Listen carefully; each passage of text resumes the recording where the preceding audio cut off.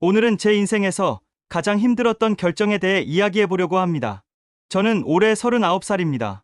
3년 전 소개팅으로 만난 여자친구와 결혼을 앞두고 있었습니다. 결혼식 날짜도 잡고 예식장 계약금도 넣고 청첩장 문구까지 다 정했던 상황이었죠. 그런데 결혼을 2달 앞둔 어느 날 여자친구 집에 처음으로 인사를 갔다가 제 인생이 완전히 뒤바뀌었습니다.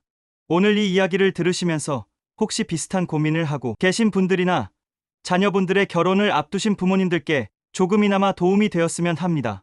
제 여자친구, 아니 이제는 전 여자친구라고 해야겠네요.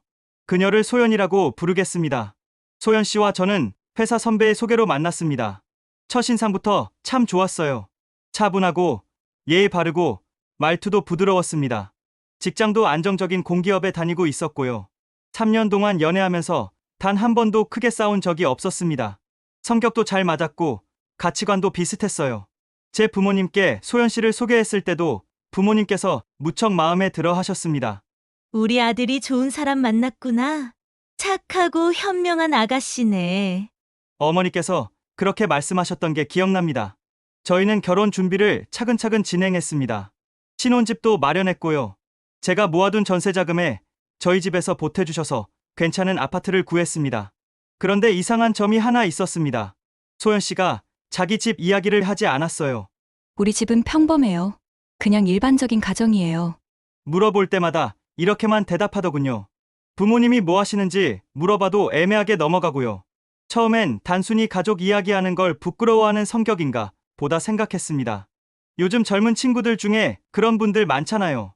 그래서 저도 깊이 파고들지 않았습니다. 결혼하면 어차피 알게 될 거고 중요한 건 소연 씨 본인이니까요.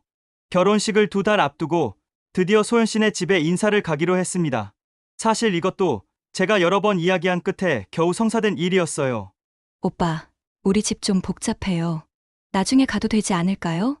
결혼도 얼마 안 남았는데 인사는 드려야지. 부모님께서도 기다리시잖아. 그래도 조금만 더 기다려주면 안 될까요? 이런 대화를 몇 번이나 반복했습니다. 제가 조금 강하게 이야기하니까 결국 날짜를 잡았죠. 방문 전날 밤 소연 씨한테서 전화가 왔습니다. 오빠, 내일 우리 집 오시는 거 마음의 준비를 좀 하고 오세요. 무슨 준비? 뭔가 특별한 게 있어? 그냥 우리 집 상황이 좀 특이해요. 놀라실 수도 있는데 제 입장도 좀 이해해 주세요. 전화를 끊고 나서 밤새 잠을 못 잤습니다. 대체 뭐가 그렇게 특별하다는 건지 온갖 상상을 다 했어요. 혹시 부모님이 심하게 아프신가? 집안에 큰 빚이 있나? 아니면 가족 중에 누가 문제가 있는 건가? 하지만 제가 상상했던 모든 것보다 현실은 훨씬 더 충격적이었습니다. 다음날 소연 씨와 함께 그녀의 집으로 향했습니다. 찾아가니 낡은 빌라였어요. 건물 자체는 오래됐지만 그건 큰 문제가 아니었습니다. 중요한 건 집 안이었으니까요. 초인종을 누르니 소연 씨 어머니가 문을 열어주셨습니다. 어서 와요. 소연이한테 많이 들었어요. 인사를 나누고 집 안으로 들어가는데 제 눈을 의심했습니다. 거실부터 시작해서 방, 베란다, 주방까지 온 집안이 물건으로 가득 차 있었습니다. 택배 상자가 쌓여 있고 옷가지들이 여기저기 널려 있고 신문지와 잡지가 산처럼 쌓여 있었어요. 좁은 통로 하나만 겨우 지나갈 수 있을 정도였습니다. 앉으세요. 자리가 좀 불편하지만 어머니께서 말씀하시며 물건들 사이에 작은 공간을 가리키셨습니다. 소파에 앉으려는데 소파도 물건으로 덮여 있었어요. 어머니께서 급하게 물건들을 치우시고 나서야 겨우 앉을 수 있었습니다. 제 얼굴을 본 소연 씨가 고개를 숙였습니다. 눈물이 글썽거리더군요. 오빠 미안해요. 이렇게 보여드리게 돼서. 대화를 나누면서 천천히 상황을 파악할 수 있었습니다. 대화를 시작한 지 10분쯤 지났을까요? 갑자기 안방 문이 벌컥 열렸습니다. 소연 씨 아버지가 나오셨는데 술에 완전히 취한 상태였습니다. 오후 2시인데 말이죠. 아, 사이 날이 오셨나? 하, 비틀거리며 제게 다가오시더니 갑자기 제 어깨를 탁탁 치시는 겁니다. 우리 소연이 시집 보내면 매달 얼마나 보낼 거야? 응, 300, 500. 제 정신이 아니었습니다. 어머니가 급하게 아버지를 말렸지만 소용없었어요. 사업 한번 해볼까? 돈 좀 있으면 내가 다시 일으켜 세울 수 있어. 자금만 있으면 돼. 그 순간 방문이 또 하나 열렸습니다. 소연 씨 남동생이었어요. 28살인데 마치 10대 같은 모습이었습니다. 머리는 떡지고 옷은 며칠은 입은 것 같았어요. 누나, 담배 좀. 아, 누구야? 저를 보고는 다시 방으로 들어가 버렸습니다. 더 큰 충격은 그 다음이었습니다. 어머니께서 조용히 말씀하셨어요. 사실 우리 집이 빚이 좀 있어요. 아버지가 사업하다가 보증을 잘못 써서 5억 정도. 5억이요? 제가 놀라 대묻자 어머니는 고개를 숙이셨습니다. 그리고 동생이 게임 아이템이랑 과금으로 카드 빚이 500만 원 정도 더 있고. 소연 씨가 제 손을 잡았습니다. 손이 차갑게 떨리고 있었어요. 오빠 사실 나도 카드 대출이 5천만 원 있어. 생활비랑 아버지 술값, 엄마 쇼핑 막으려고 갚아주다 보니 머릿속이 하얘졌습니다. 총 빚만 5억 5,500만 원. 게다가 매달 어머니 홈쇼핑비 100만 원, 아버지 술값과 병원비, 동생 게임비. 소연이가 지금까지 다 책임지고 있어요. 우리가 미안하지. 어머니께서 눈물을 흘리셨습니다. 그 순간 퍼즐이 맞춰지기 시작했습니다.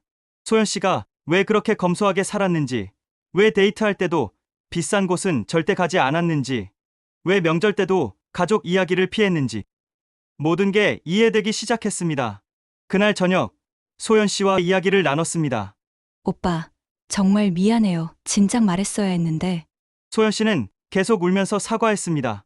그런데 제가 가장 충격받은 건 그 다음 말이었습니다.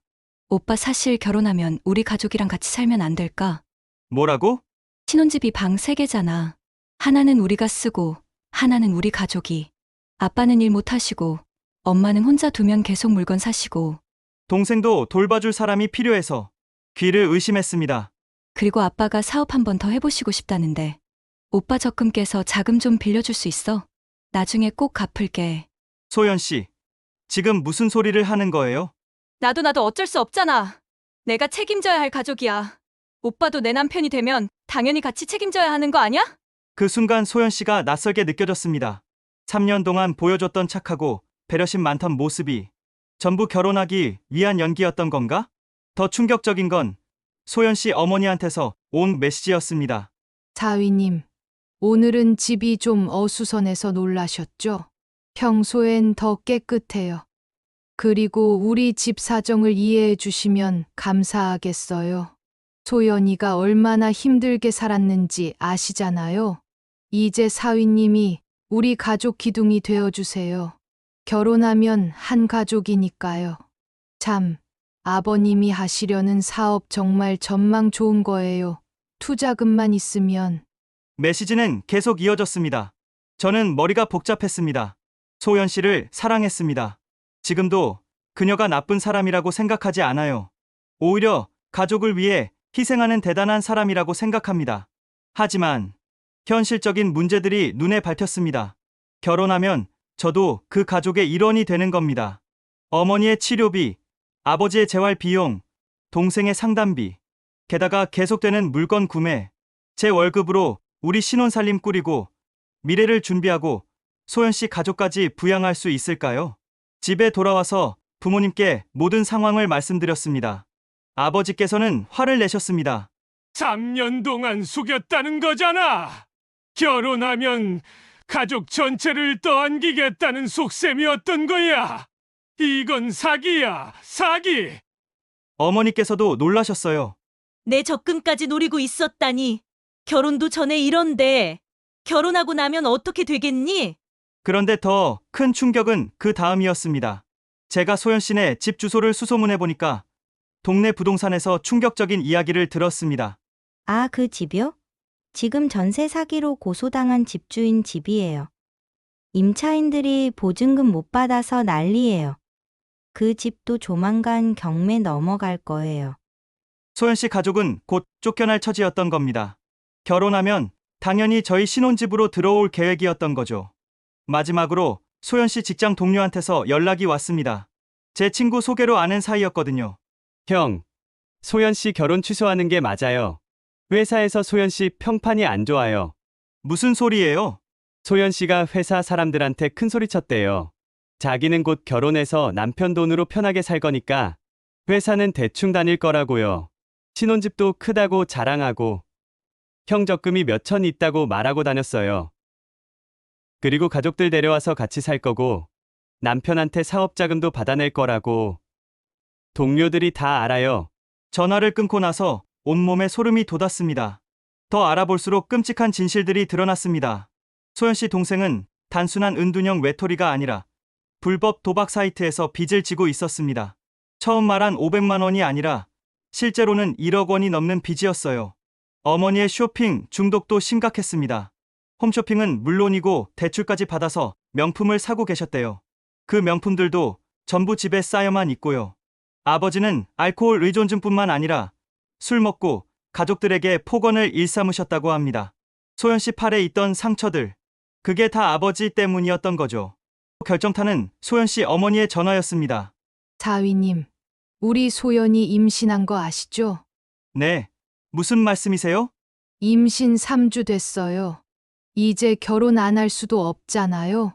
빨리 날짜 앞당겨서 혼인 신고부터 합시다. 거짓말이었습니다. 소연 씨한테 확인하니까 임신은 안 했다고 하더군요. 하지만 어머니는 저를 압박하기 위해 거짓말을 서슴지 않았던 겁니다. 더 이상 고민할 필요가 없었습니다. 저는 즉시 파혼을 통보했습니다. 소연 씨를 만나 마지막 대화를 나눴습니다. 오빠, 그래도 3년이나 만났잖아. 가족이 좀 문제 있으면 어때? 사랑으로 이겨낼 수 있잖아. 소연 씨, 3년 동안 전부 거짓말이었잖아요. 가족 상황도 숨기고 빚도 숨기고 심지어 저한테 사기를 치려고 했잖아요. 사기는 무슨, 난 그냥 우리 가족 좀 도와달라고 한 거야. 소연 씨의 본 모습이 드러났습니다. 3년 동안 보여줬던 착한 모습은 가면이었던 거죠. 적금 깨서 아버지 사업 자금 대라는 게 도와달라는 거예요? 신혼집에 가족 전부 데려와서 살겠다는 게 도와달라는 거예요? 당연하잖아. 결혼하면 내 가족도 오빠 가족이 되는 거야. 책임져야지. 더 이상 대화가 통하지 않았습니다. 소연 씨 어머니한테서는 협박성 메시지까지 왔습니다. 우리 딸이 당신 때문에 정신과 치료받고 있어요. 위자료 청구할 겁니다. 3년 동안 순결도 빼앗아 놓고 이제 와서 파혼이라니. 이게 남자가 할 짓입니까? 변호사와 상담했습니다. 혼인 전이라 위자료 청구는 불가능합니다. 오히려 사기 피해를 입으신 거니까 고소를 고려해 보시는 게. 하지만 저는 고소하지 않기로 했습니다. 더 이상 엮이고 싶지 않았어요. 예식장 계약금은 날렸고 신혼집 전세금은 다시 뺐습니다. 주변 사람들에게 결혼이 취소됐다고 알렸더니 놀라운 이야기들이 나오기 시작했습니다. 소연 씨 대학 동기라는 분이 제게 연락을 해왔어요. 원래 그런 애예요. 대학 때도 남자친구들 돈 뜯어먹고 차버리기로 유명했거든요. 조심하세요.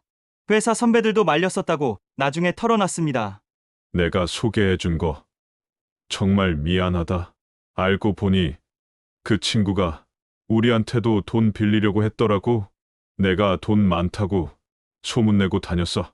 심지어 소연 씨가 저 말고도 다른 남자를 만나고 있었다는 증언까지 나왔습니다. 혹시 모르니까 어항을 만들어둔 거래요. 진짜 무서운 애예요. 그로부터 3년이 지났습니다. 저는 지금 다른 분과 결혼해서 아이도 하나 낳고 잘 살고 있습니다. 가끔 그때 생각을 하면 아찔합니다. 만약 결혼했다면 제 인생이 어떻게 됐을까요? 빚더미에 앉아서 장인어른 사업 자금 대느라 제 전 재산을 날리고 신혼집에는 처가 식구들이 들어와서 살고 상상만 해도 끔찍합니다. 지금도 가끔 소연 씨 소식이 들립니다.